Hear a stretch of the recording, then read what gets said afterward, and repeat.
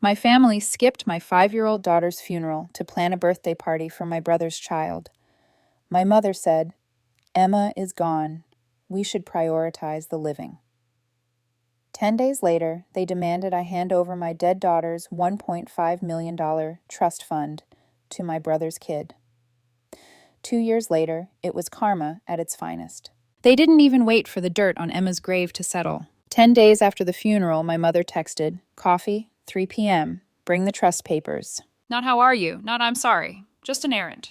I walked into the Back Bay Cafe in the same black coat I'd worn to bury my 5-year-old. The bell over the door chimed. Conversations kept going. People laughed like the world wasn't split in half. My mother, Nancy, sat at a window table with my brother Anthony and his wife Jennifer. Their daughter Olivia was coloring on a menu, her cheeks sticky with pastry. They didn't stand. They didn't hug. Anthony glanced at my empty arms like he was checking if I brought a bag. "Sit," my mother said, and tapped the chair with 2 fingers. I sat. Jennifer pushed a napkin box toward me. "You look tired. You should fix your hair." I stared at the napkin box. I didn't touch it. Anthony leaned back, smug, like we were negotiating a car lease. "So, Emma's fund." My mother's voice stayed level, almost bored. "You heard me on the phone. Emma is gone. We should prioritize the living." Olivia looked up at her name, then went back to coloring. A couple at the next table glanced over. They'd heard enough. They kept listening anyway. I didn't raise my voice. "The trust is for Emma." Anthony laughed once. "She doesn't need it now." My mother slid a printed document across the table, already highlighted, like she'd been preparing for this while I was picking out a tiny casket. "William set it up for the grandkids," she said. "One's gone.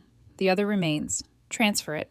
Jennifer took a sip of her iced latte and added, "It's only fair. Olivia has needs. Parties. School. A future." I watched Olivia's crayon press into the paper so hard it tore. My throat burned. I kept my hands folded on my lap. Anthony leaned forward. "Also, since you attacked me, we can make that whole thing disappear. You cooperate, we move on." There it was, the threat wrapped in a smile. My mother looked at the people nearby, then back at me. "Don't make a scene, Kimberly." I held her gaze, calm, still. I reached into my purse slowly and set my phone on the table, screen down. Not as a weapon, as a quiet fact. Anthony's eyes flicked to it anyway. Jennifer's smile tightened. "Are you recording us?" I didn't answer. I slid something else onto the table. A small, plain envelope.